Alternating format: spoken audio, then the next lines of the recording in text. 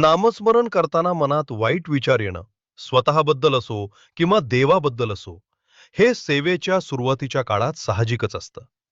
नामस्मरण करताना मनात वाईट विचार येणं हे अजिबात चुकीचं नाही. घाबरू नकोस. हे भक्ती कमी असल्याचं लक्षण नाही, तर मनाच्या शुद्धीकरणाची सुरुवात आहे. जसं घर साफ करताना आधी धूर उडते, तसंच नामस्मरण सुरू झालं की जुन्या संस्कारांचे, सवयींचे, विचारांचे थर वर येतात. ते निघून जायला लागले की मन अस्वस्थ होतं. बाळा, विचार येतात म्हणून थांबू नकोस. विचारांशी लढू नकोस. फक्त माझं नाव धरून ठेव. मी एवढंच पाहतो.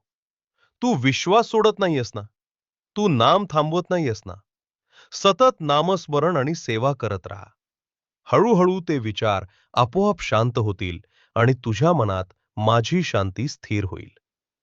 लक्षात ठेव बाळा, वादळ येतं तेव्हा किनारा जवळच असतो.